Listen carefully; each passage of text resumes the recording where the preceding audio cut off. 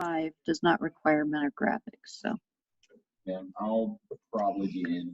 no extensions on that because it's due like the last day classes. I'll be in tomorrow. Okay. I'm looking for. I have a meeting sometime tomorrow. I know it's not during office hours, but it's just like I've got 4 lab meetings this week. I know I'm not working in the lab yet, but that has nothing to do with anything. Wednesday, 1. The meeting is at 10:30 a.m. Okay. Okay. So I'll get here after that. And Bertrand will be in there, so he'll cut it short. It's not like the one today that went on forever. And they assumed I was a program. And they should have known that was a mistake. Who came in? Luke. I have no idea. Probably just somebody coming back in. Okay. And I do have a solution to that problem. If I have to work on this project, is I hire programmers. I have another project to work on that involves lasers. Lasers. And that'll be more fun. Oh, is it the? And then I don't want to hire anybody. Is it the one you were talking about last semester? Yeah, it's a QKD system. Mm-hmm. Only it's more complicated, of course, because Bertrand's involved. My attempt to make a QKD and absolutely crash and burn. The first QKD was really cute, but we won't talk about that. That was years ago. I didn't actually do that. A QKD. A cute QKD. It was like this tiny little thing where we had like like a laser diode and a lens and Yeah. and we were looking at different parts of this nano printed image and trying to figure out that was our puff. The pictures like dyed yellow for some reason. Okay, yeah, that's okay. We'll get over it. Probably because that's so blue. So I turn out more yellow. That's adjusting. The last pre-lecture was due today. We'll start CMOS imagers. I have to tell the story because I was there. Homework 5 is the last homework. It's due on Thursday. And project 5 is the last project. It's due on Thursday, April 22nd. I think there is a submission link for that, which means it's got a hard deadline. Also because it's like the last day of class. So I'm gonna have to grade it. And your final exam is optional. For the homework 5, Yeah. it recommends using like formulas from certain document you learn. Where is that document? It's in the readings folders in Flash. It's under Flash readings. Okay. Okay. It's in the Flash section under Flash readings. Okay. The Comparta book. I just verified that today. For somebody who was looking for it. And you'll need that to actually do the homework. The final exam is optional. If you want to come, it's Thursday, April 29th from 12:30 to 2:30 p.m. Open book and open notes. If you don't take the final, you must turn in a course evaluation receipt. If you don't want to take the final, that's a requirement. Just do your course evaluation, send it to me. Then you don't have to take the final. If you like your grade in BB Learn, your overall average, and you're happy with that, you don't have to take the final.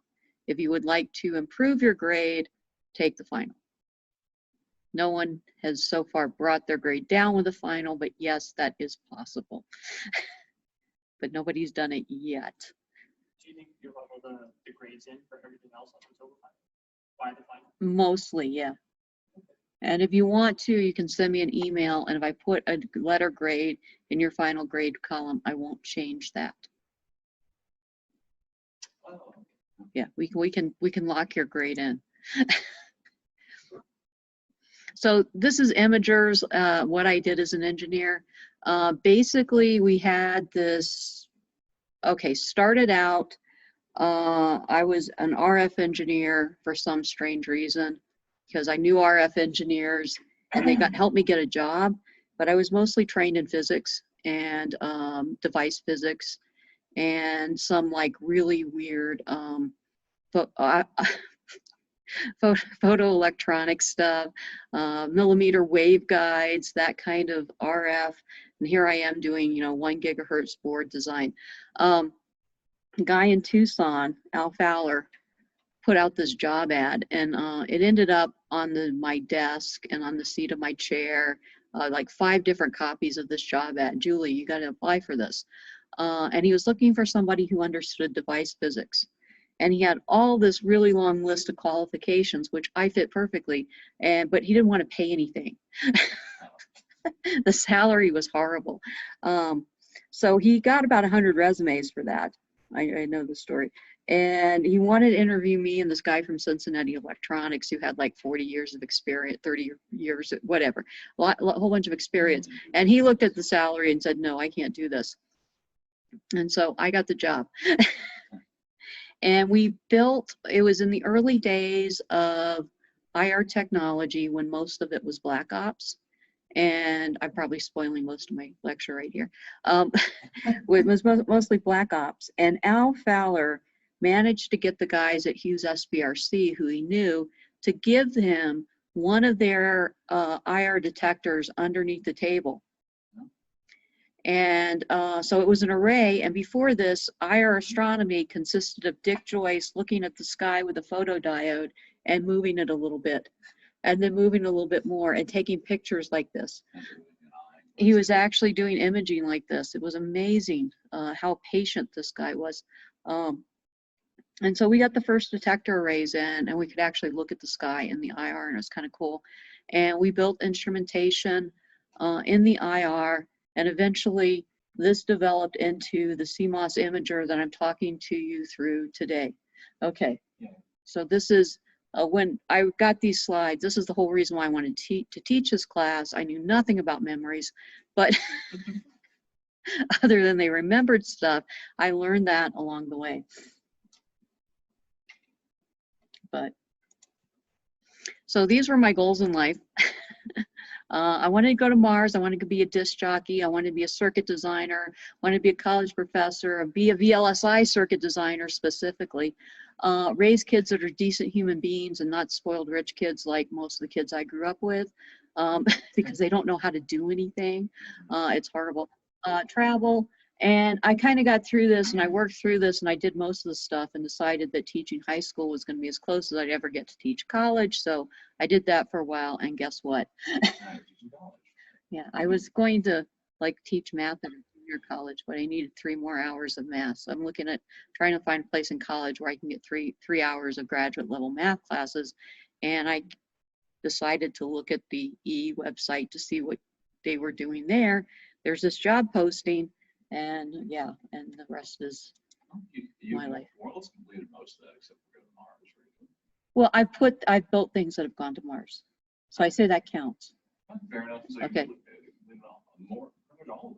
Yeah. I have much more, so I have nothing else to do but get a PhD in physics. And then go to Mars. And then I can go to Mars. Okay. Don't count your eggs before they hatch. Your kids could always go downhill. Well, they're at least, no, they're decent human beings. Whether the conditions of their life, it doesn't matter, because they, as long as they're good human beings, they're, you know, bad things happen, good things happen. Yeah. Most of the bad things happen to my daughter. Most of the good things happen to my son, but that's a whole nother story. Oh, big sad. What? That's okay. She's done a lot with what she has. This is my piece of the story. So this was my first full-time engineering job, and you're wondering what this has to do with imagers. I am too still. What? Dr. Perry. No, who got me this job was Furman Romero, a friend of mine from grad school. At Motorola, I did the RF transmitter from the Microtac. I knew a bunch of the senior staff engineers there because, well, one of them I went to grad school with, and a couple of them were like my buddies. They helped me out when I got stuck. I knew enough of the theory that I could just do it. I managed, while I was working at Motorola, to finish my master's degree. I had like 3 hours of class left, and I had to pass the PhD qualifying exams. And once I did that, I could graduate. So I did that, took a class, finished this, and this phone was amazing. You could actually make phone calls with it. And you could receive phone calls with it. There was no texting even back then. And it wasn't like 20 pounds. No, and it didn't, you could fit it in your pocket and it would just make a like a small pocket bulge with a minimum battery. Uh, yeah. What kind of battery was that thing anyway? What? What kind of battery was that? It was still an iCAD battery. They were afraid of lithium batteries because they tended to explode. Still do sometimes. Mm-hmm. So here is my second engineering job, other than like internships and things like that, I don't count. And it takes a whole page to explain where I worked. I worked for AURA, which is the Association of Universities for Research in Astronomy.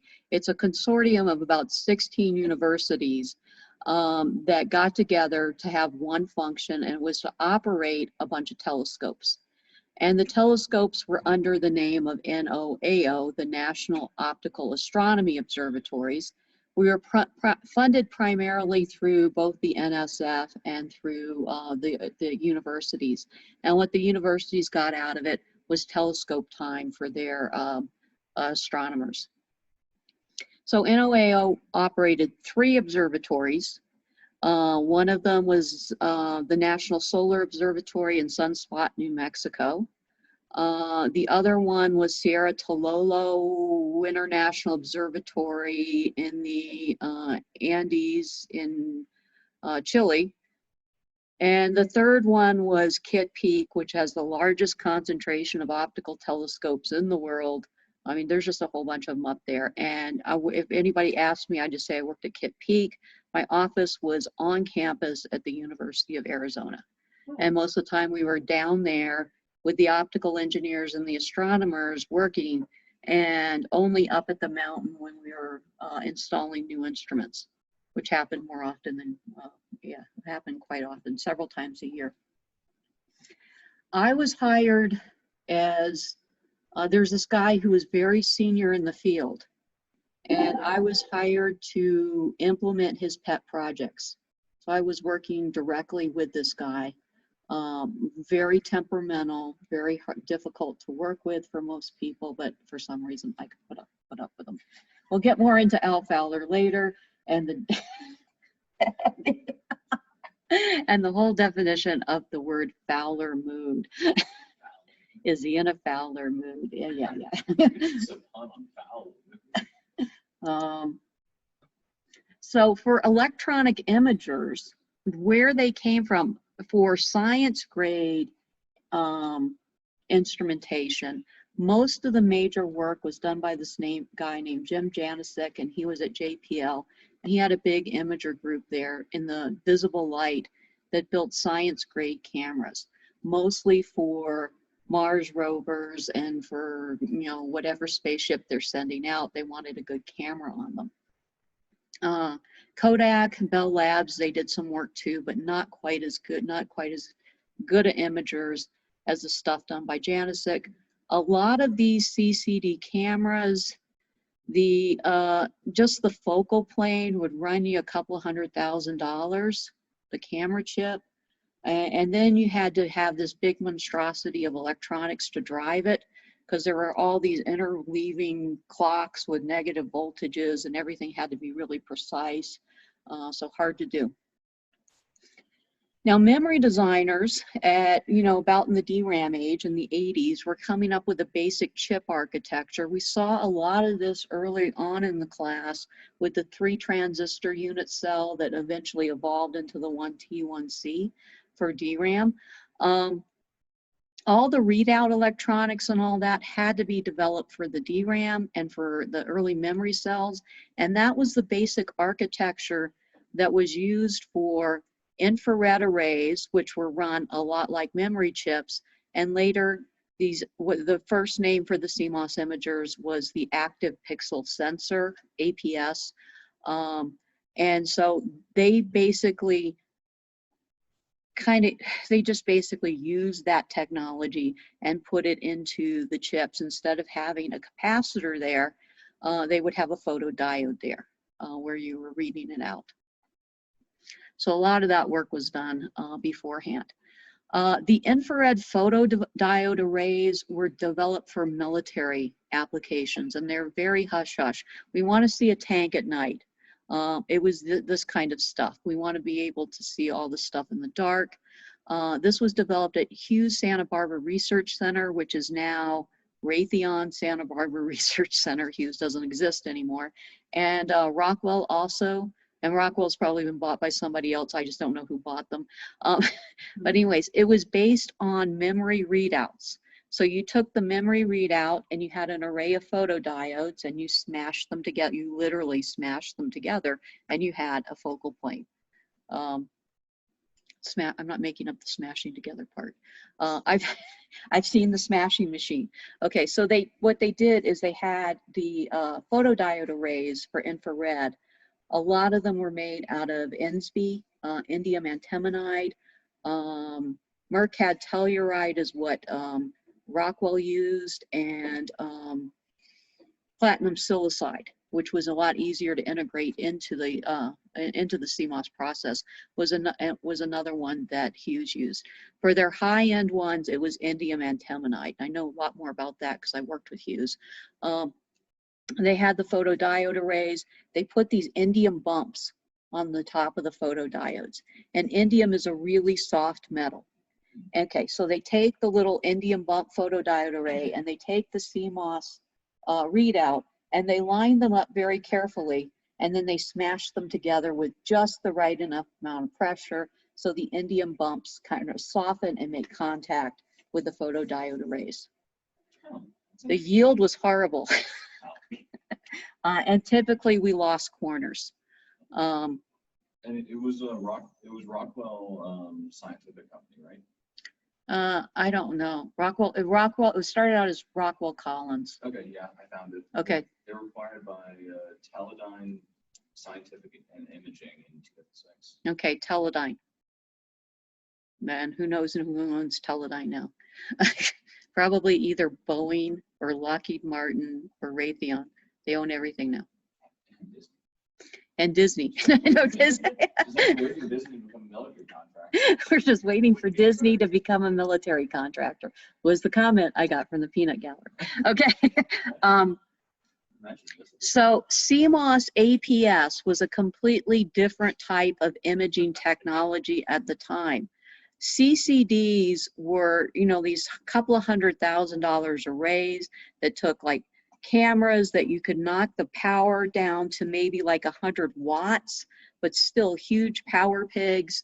The CMOS APS looks a lot like an infrared array, but it was a different photodiode technology that you could actually build in a standard CMOS process.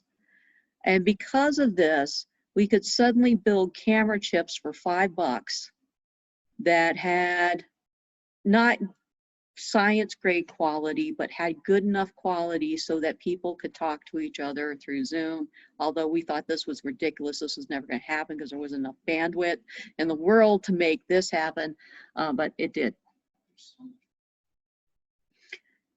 Yeah, I'll talk about the next thing later. Just so looking, remind me to get to that. So this is when we go back to Al Fowler. This is Al Fowler at the South Pole. Yes, that little thing up there I was responsible for, and it's called Swordfish. And notice, we really want to compare and contrast these images because you'll see what happens in the next generation here. Is look at all those wires on there. There's a big bundles of wires on there. If you want to see a big mess of wires, look inside a swordfish. So inside a swordfish, you have those wires, and not only, we can't use copper wire because this thing is cooled down to 35 Kelvin. And if we use copper wire, we've got a heat conducting path between the focal plane we're driving, which has to be cooled, and the outside world. So we have to use this horrible stuff called manganine. And manganine is a manganese 10 alloy that has, it's electrically conductive, not as good as real wire, but it's electrically conductive, but it's not thermally conductive. That's really cool. It is. Okay, so, but inside a swordfish, there's this, but it's brittle also. Oh, no.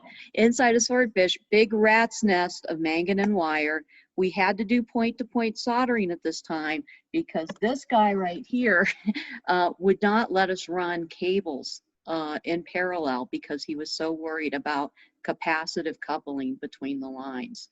In fact, that was the big falling out between me and Al Fowler. Makes me think that Charlotte would have like a heart attack. Yeah, and the thing is too, all this had to be transported down to the South Pole and working. And we couldn't transport a technician down there with them to fix it. So it'd be like, it was transparent, would be like overplaying. Yeah, and it got bumped around and jostled around, and all the wires had to be connected down there and everything. So, but this was the difference between my first 3 years at Kit Peak and my last 3 years. My first 3 years, I was developing the focal plane with Al, building things like swordfish and stuff like that. And then I got put on projects to basically take the focal plane that we had developed with SBRC and put it into some large instrumentation. Notice in my picture, there's lots of people around. No one else wanted to go to the South Pole now? no, I would not want to be in the South Pole. It's bad enough getting emails from him from the telescope at 14,000 feet in Mauna Kea. And when he's oxygen deprived and he can't spell anything. Julie, fix us. So what we did here is we took all these cables that were on the outside and we mounted an electronics box that you can kind of see right over here directly to the side of the door to minimize our cable links. All the boards in here were custom made wire wrap. If you even know what that is, it's horrible. It's another thing that breaks all the time. These are all printed circuit boards. The wiring that we did between the focal plane that's cooled down to 35 Kelvin in here, and this is a spectrometer, and the outside was still manganese, but we invested and bought we had to custom, it was a $5,000 minimum order. So we got 3,000 feet of manganese shielded twisted pair ribbon cable.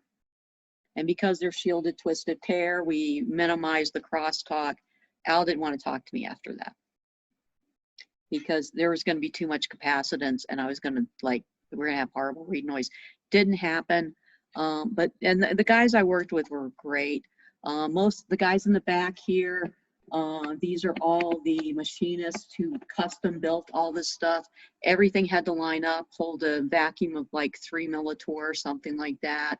And then on top of that, the optical alignment had to be within 50, I think most of the mechanical gears only had like a 50 micrometer tolerance. So all that was custom done. This guy right here is the astronomer. This is the mechanical designer. This is George. I love George. George Simmons. He was our optical designer. I have. He was Enrico Fermi's grad student. He very beautiful optics, but he just didn't like working with people. He would tolerate me. That was about it. That's me. I'm the electrical engineer. This is, I really said it. This is Tim Ellis. He is the mechanical engineer. Basically, Randy did all the designs and drawings. He just grumbled a lot. This guy right here was the boss, and he was whatchamacallit.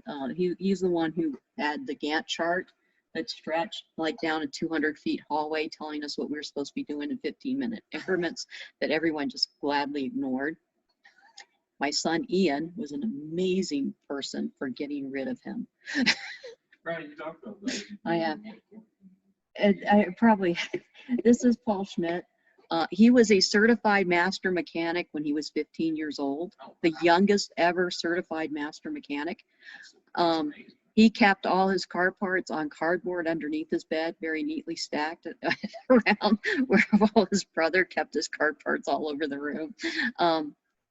He did all of the technical work on the wiring and actually building all of my electronics. And somebody I depended on immensely. And it takes a team to really put something together good. The logo on the outside of this was Paul Schmidt's idea. It's actually the logo from a Trans Am. And we got a professional car painting shop to take our doer in and put this thing on there. It was professionally done. And people still talk about that. This instrument is still on the Gemini telescopes. And all I have to do is I say, I built Phoenix, you know, the one with the Trans Am logo on. And there's stories, there's whole urban legends going around about that logo that are not true.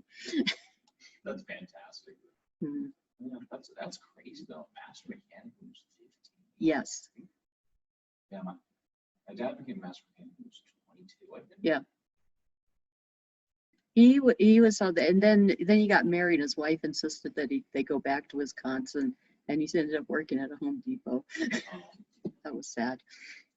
Okay, so my first project at Kid Peak was I was actually hired to test this readout array without the photodiodes that they wanted to put photodiodes on and put in as the main focal plane in the Certif telescope, the Space Infrared Telescope facility. And I got this thing in, and it didn't work. It was something horribly wrong about it, and I couldn't figure it out. And I'm worried because I've got like a 6-month contract. My whole family's moved down there with me. And I'm the only one with a job. And it depends upon making this thing work. And Al Fowler's in the background, right? They sent it to 6 labs to test, 6 NASA labs. And 5 of them sent back a report within a week and said, basically, it's a POS, it doesn't work. And that was not good enough for Al. He told me I was paid for 6 months of testing. I would have to do 6 months of testing. So I did, and I figured out what was going on. They had forgotten to ground the substrate. And so suddenly this readout became an imager. And it was actually a parasitic diode between the substrate and the little end diffusions around the readout that was seeing light and reading it out. And what would happen is it would see light and saturate almost immediately because it was a huge diode. It was the whole substrate. Okay, so I have to present a paper on this to a conference, and I'm the scapegoat who is in charge of doing this, of course. I was the designated scapegoat for this.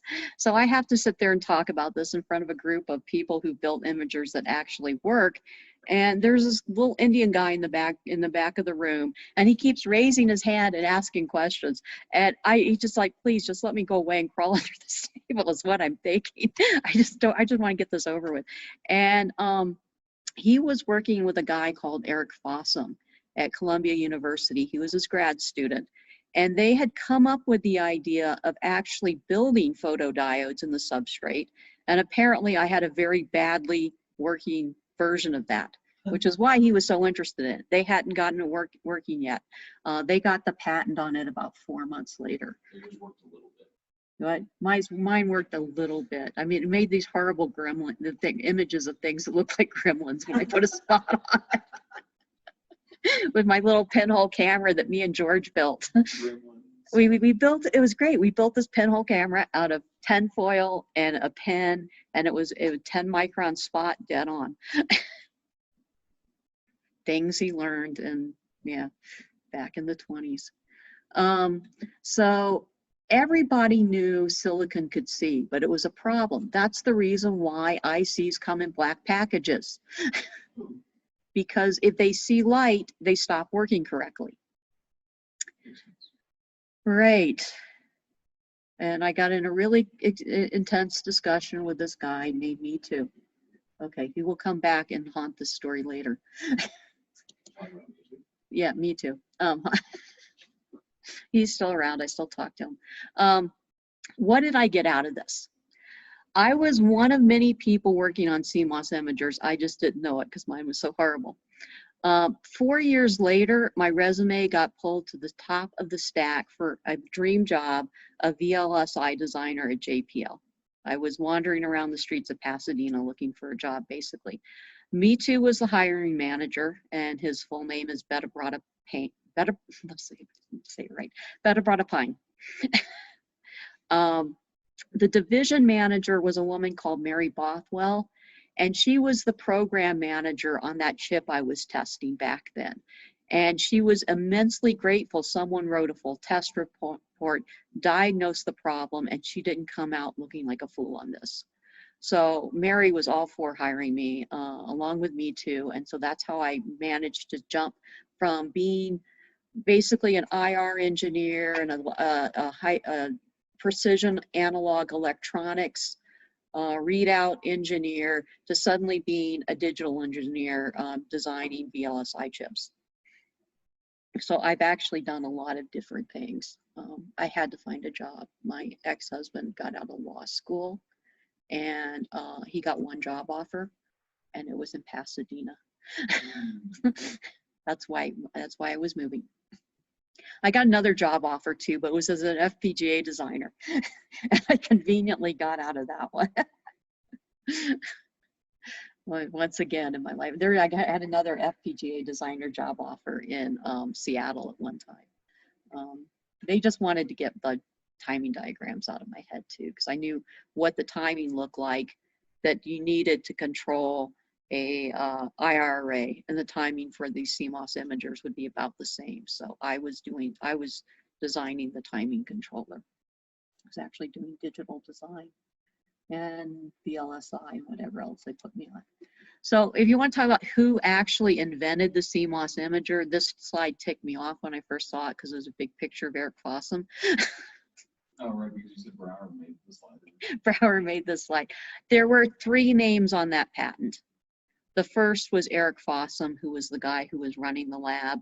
The second one was Sabrina Kenemy. She started out as a nursing student and decided that nursing wasn't for her and went back and was getting her PhD in applied physics. And she was the workhorse of the team. She's probably the one who got all the details and got everything together. She is now running a venture. She took her money from this whole thing and is now running a venture capital little thingy in Pasadena. Okay. Me too. He was probably the brains. Brilliant guy, and he was like the good Indian kid whose parents told him he was going to be an electrical engineer, and so he did. But you could really tell his talents lie someplace else. It was more literary, historical, and what he ended up doing is taking his money, and he's now making movies in Bollywood. Oh, that's awesome. Yeah. And he's also kind of like, he writes a lot and does a lot of opinion pieces, like somebody with probably a gazillion social followers in India. And Eric is at Dartmouth. He is teaching. Yeah. He went back to the Ivy League. Okay. So let's talk about actual imagers now. We want to talk about basically how CMOS imagers work. Oh yeah, let's go back to this one first of all. Okay, so what happened from there? They got the patent on the CMOS imager, and Eric realized that if they went to Caltech, Caltech has this deal where if you develop anything, you get 50% of the profits from the patents that are assigned to Caltech. Great patent deals. So he moved everybody out there. All 3 of these people and others went out to Caltech. Some of his buddies from Yale and a lot of his students from Columbia, and they worked there for a while. They developed it a little bit, and then they started the spin-off company called Photobit. And about the time Photobit split off from the lab at JPL, and Sabrina and Eric went with Photobit, and me too went with JPL, is when I started. Yeah. But Photobit ended up getting sold to a little company in Boise, Idaho called Micron, and actually was like about 1/3 of their profit stream for about 10 years until they sold off their imager division. Now Micron is big. Mm-hmm. So yeah, when Micron first came, hi, I'm Julie from Photobit. Oh, we're going to sponsor your class. I teach memories. Okay, the truth. I know nothing about memory. Well, I did. I knew about imagers. had to wrestle with that PDF of the Nakamura one because it was sideways. Oh, okay, I'm sorry. I ended up putting it into a browser and then finding out I could rotate it in the browser. You could just read it like this. Okay, I actually have, Yeah, no, I tried reading it like that first. okay. That's hard for my. And the last chapter of that book was written by Eric. Yeah. It was written by who? Eric Fossum. Oh. Yeah. Bertrand knows him too, of course. Bertrand knows everybody. So we want to explain the basic operations of CMOS imagers. We're going to start out with the photodiode, then we're going to look at the scanning and the pixel and different ways you read them out. The readout is a lot like a memory, so we're not going to go through all the details again. It's just a heck of a lot like a DRAM. There is a Kleinfelder imager in here. I'm going to have, what I have you doing on project 5 is actually looking at 3 different imagers. One is a IR focal plane, one is a, no, you don't, you got to compare them. One's an IR focal plane, one's a CMOS imager, and one of them is this Kleinfelder chip. And look at them and look at their specs, make a table comparing their specs, and of course they use different units. I can tell you the dark current in a IR chip is around 0.1 electrons per second. So this is like the leakage current, really low leakage current. And then you get to the CMOS imager and it gives you a number in picoamps per centimeter squared, which just means it's horrible. And then I don't know if Kleinfelder even specs that or not. So different chips are going to spec different things, and what I want you to do is think about them and what the purpose of these would be. And they have widely varying, they're all imagers, but they have widely divergent applications. Part of your job as an expert shopper, as an engineer. Okay, so this is the idea. We got this dorky looking guy standing there, and he is emitting photons. Photons are everywhere, or the photons are being reflected off of him, or whatever's going on. Photons, we're all photons. Everything you see is photons. Literally. Yeah, it's the single photon detector. That's my job next semester. I gotta make that work. We did like we could read our read noise was 35 electrons. So I figure I'm only a factor of 35 away from doing 1 photon. An photon turns into an electron when it goes into a photodiode, is the magic here. So I got to take these photons, I got to have some kind of lens here, and this lens is going to focus the light on a small focal plane, and then this focal plane is going to be divided into little pieces called pixels, and each pixel is going to represent a piece of that image. Now, in order to get this to work, if we have something like silicon, we have a valence band and we have a conduction band. The way a photodiode works is I have a photon coming in here, 1 photon, and it will hit an electron in the valence band. And if that photon has enough energy, it will give that energy it will annihilate itself and give that energy to the electron, which will jump into the conduction band. But this photon has to have an energy that is greater than the band gap in order for this to happen. Okay, so the energy of a photon is Planck's constant times its frequency, which for some reason physicists insist on using a V. That would be HF in engineering talk right here. And if I take if I want to find the frequency in terms of wavelength, we know that the speed that the light is going equals its frequency times its wavelength, C equals lambda F. And so we could just move this around a little bit. We could say, well, the frequency is C over lambda, replace that, and it's HC over lambda. Usually when we're talking about light, we use wavelengths. When we're talking about radio waves, we use frequency. I don't know why. I think because the numbers are so big when we get to light. There's more consistency in variable use. Yeah, I don't know. It's just the way people do that. Wish there was. So the band gap of silicon is 1.11 electron volts for purposes of this problem. I've seen other numbers there. That's at 300 Kelvin. And if we want to find out what wavelengths of light will actually transmit, we can put that, we can go into that equation here.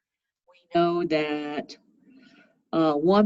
the E is going to be 1.11 electron volts.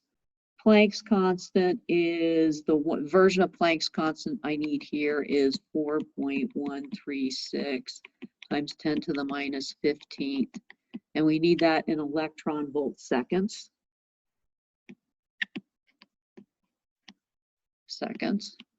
And the speed of light in this system is 3 times 10 to the 8th meters per second. And so we can go through, we know all this stuff, we can calculate lambda. Lambda has got to be less than or equal to 1.12 micrometers. Now, where does that end up on the visible light spectrum? That's like on the very edge of the IR, but right between IR and visible light. It's not enough into the IR to be actually give you IR light. So we need energies of light greater than IR, which visible light falls into. So with silicon sees invisible light, everybody knew that. There's even a guy down at Micron I was talking to that basically said, oh yeah, we had some of our memory chips were great imagers. But nobody ever said, hey, let's make an imager out of this great imager. That was the brilliant part. And then patent it. It's like magic. And then go off and make movies in Bollywood. Sometimes he just writes these things that are like 4 pages long, and they're brilliant. And some of his movies too, it's really insight into stuff that they're more like historical dramas than they are Bollywood. But because they're made in Bollywood, they have to have Bollywood elements. I did see the 4-hour version of Chittagong.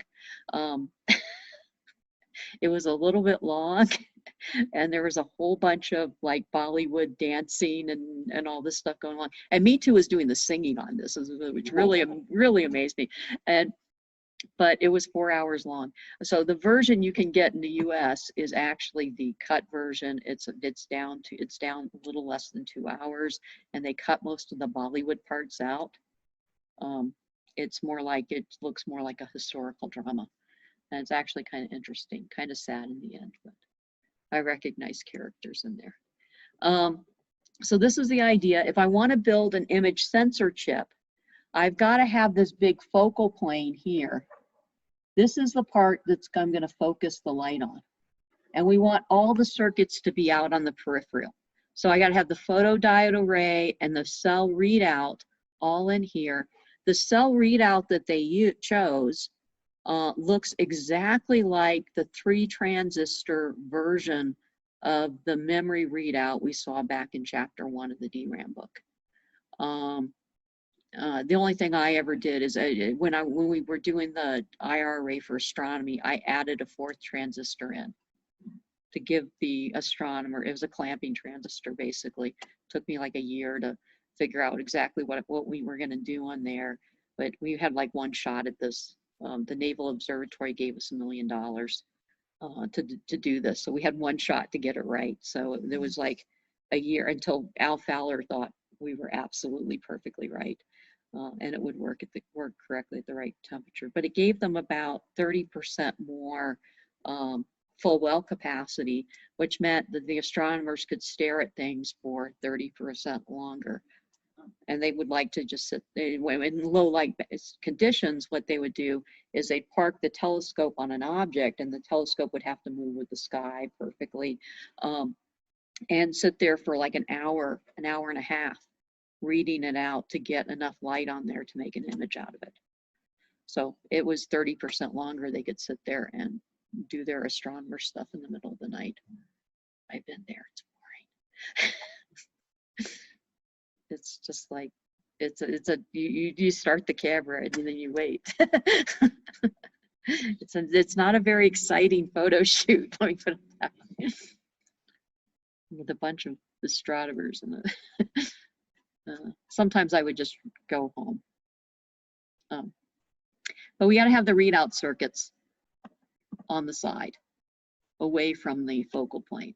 And this was for correlated multiple sampling, which I added on here. This is what astronomers called, and most people in the imager industry called Fowler sampling. And yes, it's the same guy. It's a way of reducing the noise. You basically, instead, that's another thing. If you're sitting there staring at the sky for an hour and a half, you've accumulated a lot of electrical noise in that time. And if you can reduce that electrical noise, you can get more signal out of it and you get better images. So this was one of the ways we do it. We would do multiple readouts and correlate the reset value at time A to the read value at time A, and then we do a reset a little bit later and do the time a little bit later, and we'd average all those together, and the noise would go down by a factor of 1 over the square root of n, where n was the number of samplings you done. So if you're going to take a picture and you're going to spend an hour doing it, you don't mind spending a couple of seconds on the front end and a couple of seconds on the back end to read it out a bunch of times. And that's another picture of it. And then we get into this is Dr. Brower's version of image sensor history. So he started out with vacuum tubes, and that was really what was running video cameras before the mid-'80s. CCDs were developed at Bell Labs and at JPL in 1970. Also, Kodak was had some of the early patents on it before people even realized that this was useful. And the early digital cameras were CCDs, but they were horribly expensive. CMOS imagers were developed in 1993. The first paper was by Eric Fossum. The patent was by Eric, me too, and Sabrina. It's a low-cost version using a standard CMOS process. What we did is we buried the photodiodes in the substrate. And this was a violation of every foundry out there's design rules. So we would have to go to them and say, hey, listen, will you let us violate your design rules? And most of them said, no, we won't make it because it won't work. A couple of them said yes. But once they said yes, they said, okay, but you can't use, once you do this, you can't use our standard cells, our AND gates and our NAND gates and our flip-flops, because you'll blame, if your chip doesn't work, you'll blame our standard cells. So we had to build our own standard cells, and we had to build our own little processors. Again, we couldn't buy anybody else's stuff, so we're building our own microprocessors and all that good stuff. But we did get it. We did get a whole system on a chip that worked fairly well. I was the one who did the one that worked really well, the one that actually worked. There's a lot of people before me that, before us, that built, before that generation, that built things that didn't work. Generally, CCDs were used for high-end for science cameras, whereas this, when it first came out, was really low-end imaging. A good example is the Mars rover at that time. There was this beautiful camera that was built by Don Dunn that was the science camera, burned like 50 watts of power. And then there were 17 little CMOS imagers all around it for navigation. That way they didn't have to turn the science camera just to see where they were going. Recently, CMOS has replaced CCD even on the high end. Fred Harris, one of the guys I worked with at the Naval Observatory, this is his quote, so I actually believe him. Cameras are everywhere now. We're talking through one. Yeah, the whole world is got a camera everywhere. And one of the annoying things I've done in my life. I blame myself for all the cell phones, and I blame myself for all the cameras. And maybe I'll do some good to counteract that at some point in my life. I know it would have happened without me. I don't care. I just feel this. Yeah. So we look at this. This is the frequencies of light. We said silicon can see if it is a wavelength below 1.1 micrometers. So blue is right here at 450 nanometers. Bingo, we're doing good. Green is right here at like 525 nanometers. We're still good. And red, which is closer to the IR, is out here at 650 nanometers. We are still doing good, and our silicon can see. Yes, good old RGB. All other kinds of weird cameras put in there. There's a slight problem though. So the way we're going to build this is we're going to bury the silicon photodiodes in the substrate. We're going to put all the CMOS electronics on top of it. And when we build this thing, we're going to flip it on its backside so that the photodiodes are facing up.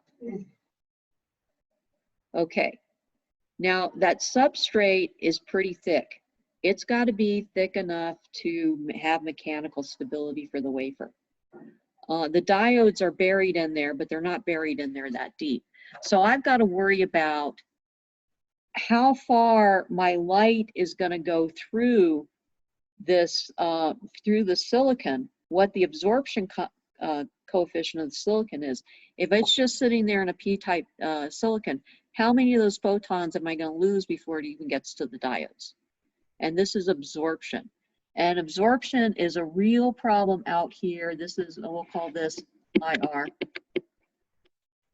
Out in the IR, the absorption through the silicon is high enough that basically what happens is they back thin.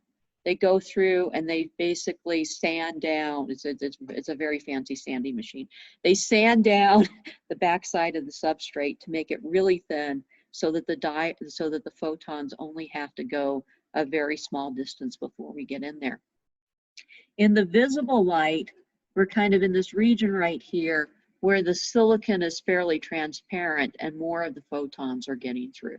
But it still is a problem, and we did back then some of our early CMOS imagers. It's kind of an expensive process, but it did happen. So this is a better picture to give you an idea, because it's not like one over what I want to look at. It's actually what I want to look at. Light here, this is red. No, it goes the other way. Red, green, blue, something like that, yeah. Yeah, blue, that's what, yeah. It's the colors of the rainbow. Blue is the shortest wavelength. Okay, Roy G. Bibb. Okay. So I've got my visible light right here. It looks like I'm doing pretty good at about, I've got to get those photodiodes within about probably as close to the wall as I can. Wait, that's not right. I'm saying this wrong. I think I've got this upside down. Let me stop and just regroup myself for a minute. What time is it? Time to go yet? You've got 20 minutes. Yeah. Penetration depth. This is how far I can penetrate into it. Okay, but anyways, I have to be able to back thin this to be able to get this up, the photon flux up higher, as high as I want it to be. And that's pretty much what I had to say for today. Beyond this, we're going to start talking about PN diodes. I keep talking about these photodiodes, and yeah, they're just like regular diodes, except they're going to collect light. What we're going to do here is we're going to reverse bias them to make the depletion width really large, and that depletion width is going to store a whole bunch of electrons. We make it so that we dope it so that the P side has the biggest depletion width.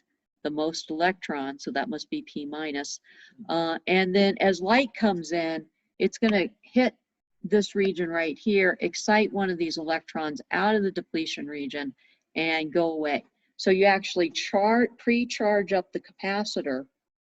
If you think about the diode as having a capacitance, you pre-charge up that diode capacitance and fill it up with a whole bunch of electrons. And as light comes in, it slowly starts leaking those electrons off. And then you count the number of electrons that you have left over at the end by measuring the voltage across the capacitor. And you've got an idea of how much light has hit that particular pixel. Is that really good stopping point, like right up ahead? Probably. Yes, it is. I just got as far as this. We could do that. We could. Let's say 2 slides for Thursday. Yeah. Let's say it's like 2 slides for Thursday. That'd be- One class. That was longest class ever.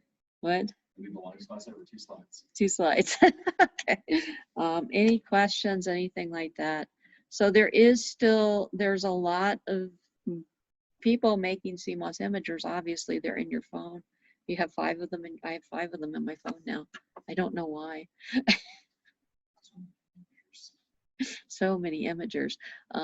I think it was easier to have an imager for each like setting on the camera than it was. They're getting cheap enough. It was easier to do that. But yeah, it was a cool time to be there and be the only person in the world that we were literally, us and Photobit were the only people in the world that had cameras that took 25 milliwatts and could fit in a small package. So we were coming up with all kinds of applications for them. We did some pretty wild stuff. There was one guy who wanted to use the imager like a canary in the coal mine kind of thing. They found out that nematodes, well, yeah, actually die from almost every known toxin known to mankind. So what they did is they mated the imager chip to a little pool of nematodes, and they would use this as a toxic sensor. So if the nematodes died, it was time to leave. One of Eric's things was they had this pill you could swallow that had a camera in it that could like go through and do imaging throughout your body. I don't know what happened to that one. We had the remote control cockroach. I think you talked about that briefly. Yeah, it's literally a cockroach, living cockroach. We never touched them. They weren't at Caltech. They were at Ohio State. And Ohio State had a remote control cockroach. Who thought of this idea was amazing, was that cockroaches are actually rat hard. You can dose them with radiation, they don't die. We had a rad hard camera that we had developed. And you can't shield the camera, so having a rad hard camera was a really good thing for space applications. But also you could strap a little backpack on the top of this remote control cockroach with a rad hard camera on it and a little battery. And the way they steered the cockroach is they shocked him on the side they wanted him to move away from. And then you could kind of steer them, but sometimes they're stubborn. And so suddenly you had cockroaches you could put into places where people thought that where they thought people were manufacturing dirty bombs and things like that, and it would still work. What was the other one? Bob. Yeah. And then Bob showed up with suitcases full of money because he found out we had these little cameras. Bob, yeah. What Bob wanted us to do was we had to build just had to be a James Bond kind of thing. This camera that would fit in a package the size of a pack of cigarettes was a specification we were actually given. And it had to have a controller on there, and it had to have a Wi-Fi connection, or not Wi-Fi back then. It had to have a wireless connection back. So it was like the first wireless camera. And we built that. All in this. Did you say the Bob one you guys built like pilotable bullets or something? Oh, no, Bob, no, wasn't, we were doing bullets. So they got it through, they got this through Caltech. Caltech has it in their mission statement, and everything has to go through the Caltech board before it's approved, that they do not work on weapon systems. So we had this one guy that was a master at making things sound like they were not weapon systems. And one of them was a project called Bob. It's like Elon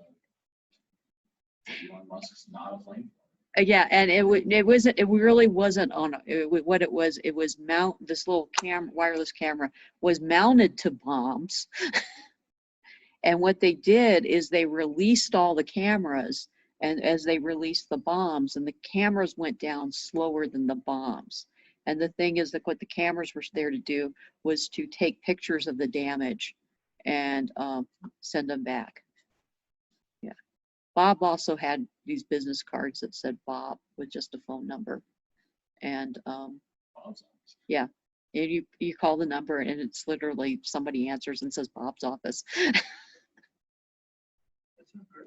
It was. He worked for an agency of the government that it doesn't officially exist. And he was probably special forces at one time from the stories he told. And that's all we know about Bob. I did not have a high enough classification thing to know Bob's real story, which is why I can freely talk about Bob. No NDA on Bob. No NDA on Bob. I don't know, anything else? I'm sure you guys didn't think to put them in bombs at the time. No. Okay, so this is the whole thing. I said, I remember having this conversation with Me Too. And I go, Me Too, remember this little thing, video phones that they used to have that you could play with like at the science center? You know, where you could actually talk to people and see them at the same time. And he just looked at me and said, no, it will never happen. We're never going to have the bandwidth for that. Nobody's going to want to see people when they're talking to them anyways. Right about the second part. Yeah, because most people just turn off the cameras. Looking at you, everyone. Yeah. Let's see who's here. I'm just going to stop sharing and check roll, and we can call it a day unless anybody wants to talk.